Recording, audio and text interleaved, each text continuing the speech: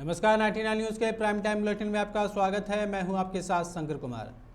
त्रिस्तरीय पंचायत चुनाव के पहले चरण में पड़े वोटों की गिनती धनबाद के कोयला नगर नेहरू कॉम्प्लेक्स में आज सुबह 8 बजे शुरू हुई, जो देर शाम तक जारी रही। तोपचाची टुंडी और पूर्वी टुंडी प्रखंड में हुए मतदान के परिणाम की घोषणा का समय धीरे धीरे करीब आता जा रहा है। संभावना है कि कल मतगणना कर पूरा कर लिया जाएगा। इस पद के लिए वोटिंग कम होने के कारण पहला परिणाम वार्ड सदस्य का ही आना शुरू होगा। जिला परिषद सदस्य और मुखिया का क्षेत्र बड़ा होने के कारण इन दोनों पदों के प्रत्याशियों के रुझान के लिए इंतजार करना पड़ सकता है। जैसा कि आपको पता है कि आज प्रातः 8 बजे से फर्स्ट फेज़ जो चुनाव है उसकी मतगणना स्टार्ट हो चुकी है। अभी जस्ट हम लोग फर्स्ट राउंड ऑफ काउंटिंग जो है वो कंप्लीट किए हैं, और चूँकि ये फर्स्ट राउंड था तो लोग जो हैं थोड़ा सा टाइम ज़्यादा हम लोगों का लग गया, पर हम लोग अनुमान ये कर रहे हैं कि 1.5 से 2 घंटे के अंदर जो है एक राउंड ऑफ काउंटिंग जो है हम लोग कंप्लीट कर लेंगे। जैसे मटकुरिया स्थित मॉडर्न टायर दुकान में गोली चलाने, कपड़ा व्यवसायी मोहम्मद सलीम के घर के बाहर गोली चलाने व पांडरपाला के डब्लू अंसारी के घर पर ताबड़तोड़ फायरिंग करने के मामले में पुलिस ने प्रिंस खान के 5 गुर्गों को गिरफ्तार कर मंगलवार को जेल भेज दिया है।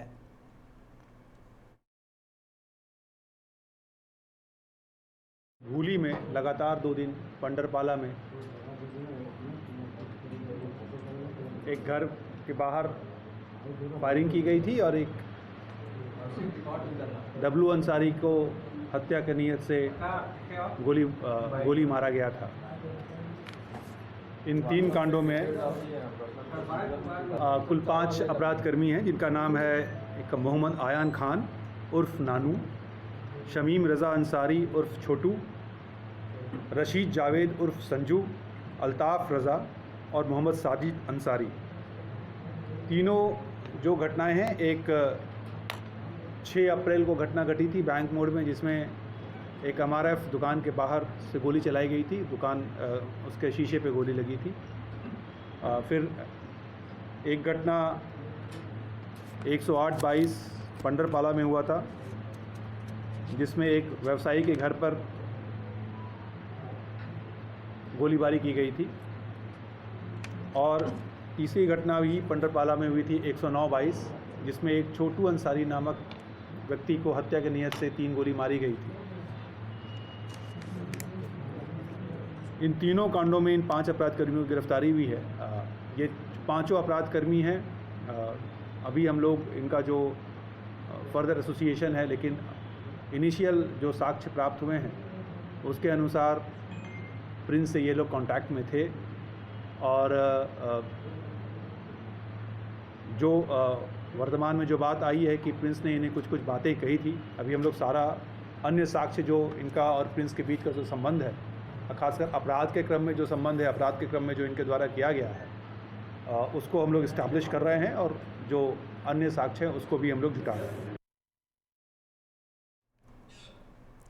जिले में चल रहे त्रिस्तरीय पंचायत चुनाव के दूसरे चरण के लिए प्रचार का समापन मंगलवार की शाम 5 बजे हो जाएगा। इसके लिए अनुमंडल पदाधिकारी प्रेम कुमार तिवारी ने जिला निर्वाचन पदाधिकारी सह उपायुक्त संदीप सिंह के निर्देश से जरूरी अधिसूचना जारी कर दी है। अधिसूचना के मुताबिक इन चुनावों में प्रत्याशी के तौर पर अपनी किस्मत आजमा रहे लोग मंगलवार की शाम 5 बजे के बाद किसी भी तरह से अपना प्रचार प्रसार नहीं कर सकते। इसके लिए वे केवल जनसंपर्क का सहारा ले सकते हैं।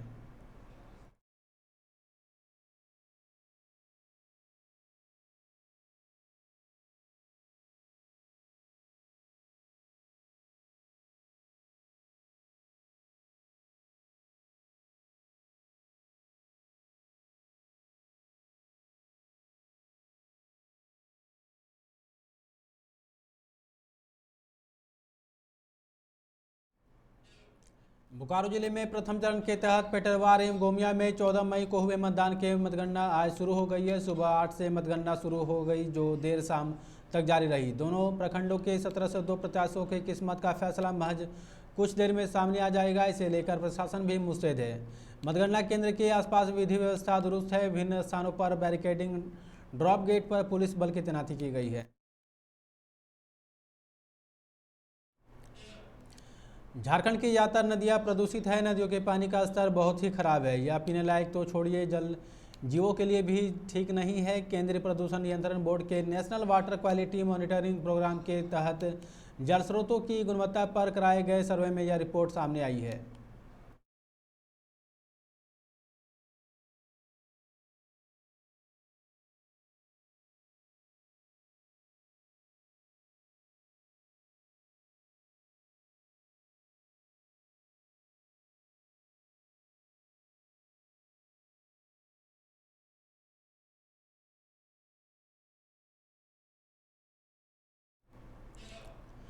झारखंड सरकार द्वारा कृषि उपज व पशुधन विपणन विधेयक 2022 के पास किए जाने से देवघर के व्यवसायियों में रोष है। Chamber of commerce and industries Deoghar के सहयोग से मंगलवार को पालजोरी प्रखंड के व्यवसायियों ने एक बैठक कर इस विधेयक को वापस लेने की मांग झारखंड सरकार से की है।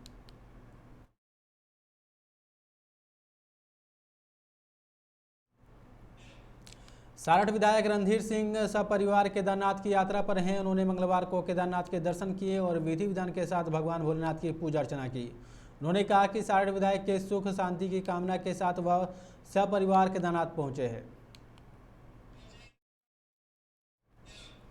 खबरों में फिलहाल इतना ही। आप देखते रहे 99 न्यूज़। नमस्कार।